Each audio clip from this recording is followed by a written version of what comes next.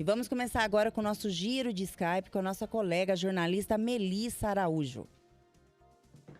Bom dia, Melissa. Seja bem-vinda ao Jornal da Rede Alesp mais uma vez. Bom dia, como vocês estão? Estamos bem, e você? Bem também.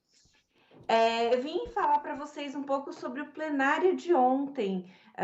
Os deputados aprovaram na última sessão extraordinária do plenário JK o projeto de resolução 18 de 2020.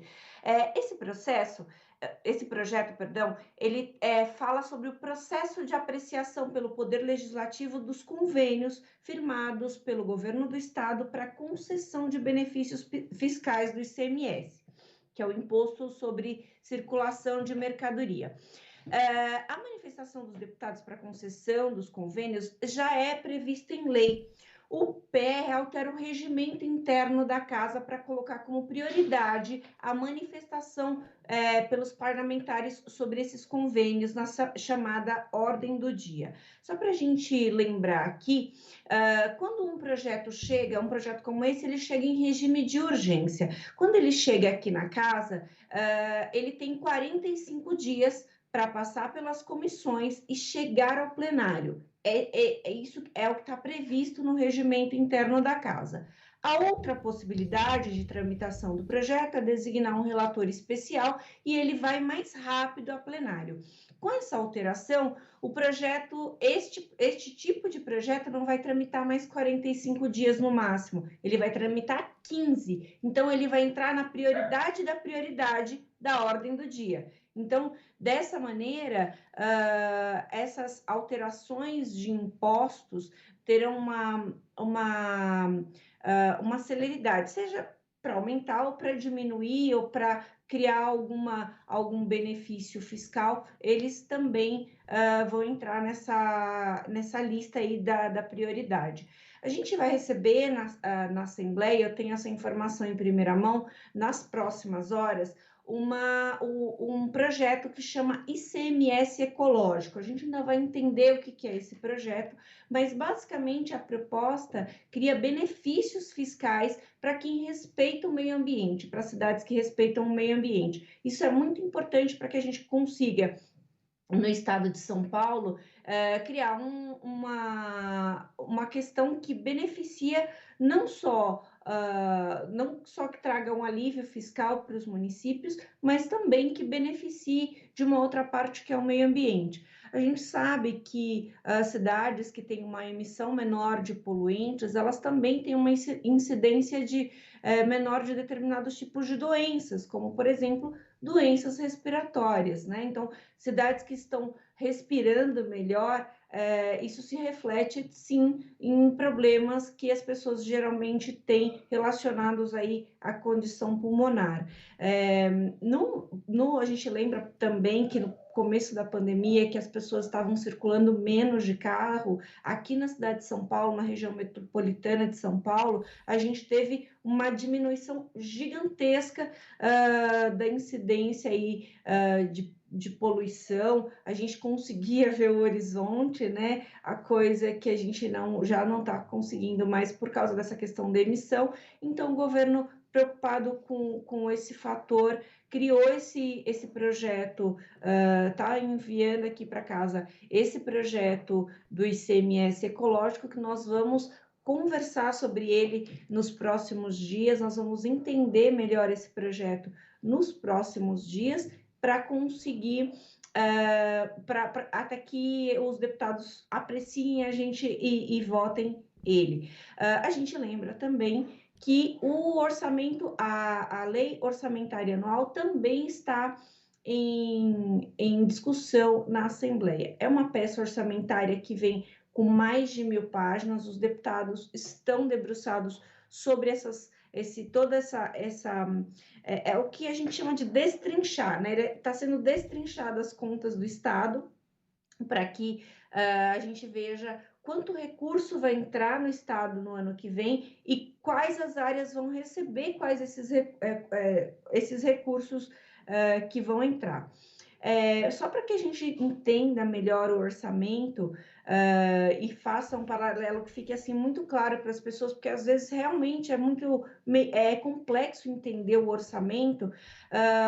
No primeiro semestre, a gente vota aqui na Assembleia a Lei de Diretrizes Orçamentárias. A Lei de Diretrizes Orçamentárias é aquela que faz com que você liste tudo que você tem, tudo que você pretende fazer. É a reforma da sua casa. Você vai reformar a sua casa e você vai dizer tudo que você pretende modificar nessa casa. Isso é como se fosse a LDO. No segundo semestre, a gente tem a lei orçamentária anual. E é como se a gente tivesse um valor em mãos, que no caso é o que o Estado vai arrecadar, e as prioridades. Então, lembra do que eu falei do primeiro semestre, que são as prioridades que foram listadas? Então, nesse segundo semestre, vão ser verificadas de novo essas prioridades, se elas continuam sendo prioridades, e esse recurso que a gente tem em mãos vai sendo destinado a cada uma dessas áreas. Então, uma lei complementa a outra. A gente ainda tem uma terceira lei do orçamento, que é a PPA, que é o Plano Plurianual, que é um plano que a PPA é votada no primeiro ano da nova legislatura, porque aí ela elenca a prioridade não de um ano, mas dos 4 anos.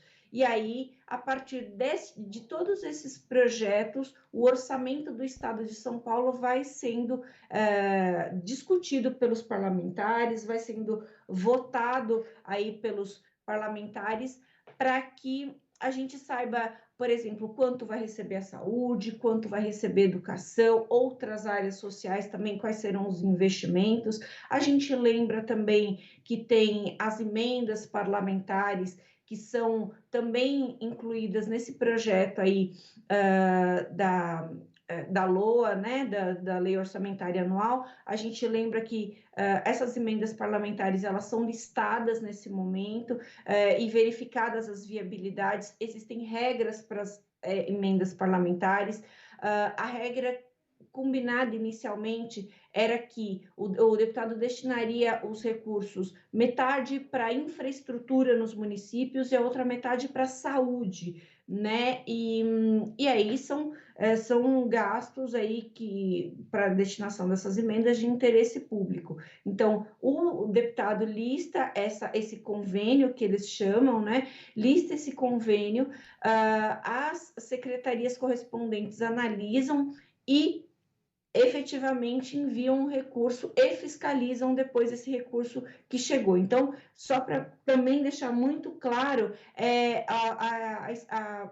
por exemplo, a cidade de Casa Branca, que Lilian conhece, está precisando de uma ambulância. Ela pede para um deputado, o deputado verifica ali se ele tem a possibilidade de enviar essa emenda parlamentar, e aí ele envia a emenda parlamentar para a Santa Casa de Casa Branca para destinação de uma ambulância. Então, é esse o processo que acontece aí com o orçamento e com as emendas parlamentares. Essas são as informações que eu tinha para vocês na manhã de hoje. Oi, Mel, bom dia. Lilian, tudo bem? Ainda não falei com você.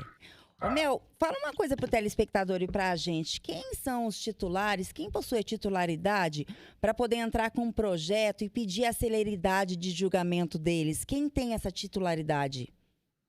O governador. O governador é quem encaminha o projeto com regime de urgência. Aqui dentro da Assembleia, esse regime de urgência pode ser votado em plenário. Então, um projeto de deputado pode ser definido como regime de urgência, desde que tenha sido feito digamos assim, esse acordo entre todos os deputados, ou seja, todos os deputados votaram para que o determinado projeto entre também no regime de urgência, né? Então, o projeto vem com um autógrafo de urgência quando ele vem do governo do estado, né? Então, a outra possibilidade é essa que eu mencionei agora. Mas, e aí, assim, como que... Aí você fala, nossa, mas todos os deputados têm projetos ali para serem apreciados. Como é que são definidos os regimes de urgência? Dentro do colégio de líderes, os deputados conversam ali quais os projetos, por exemplo, um projeto de saúde, um projeto de educação, eles têm uma tendência a entrar no regime de urgência. Essa é a regra. Bem, acabamos de falar com a nossa repórter Melissa Araújo, que veio passar aqui as notícias da casa, o que está acontecendo hoje, o que vai acontecer na casa. Obrigada, viu, Melissa? Tenha um bom dia. Obrigada, se der tempo eu volto. Um ótimo jornal. Obrigada. Bom dia, bom trabalho, Melissa.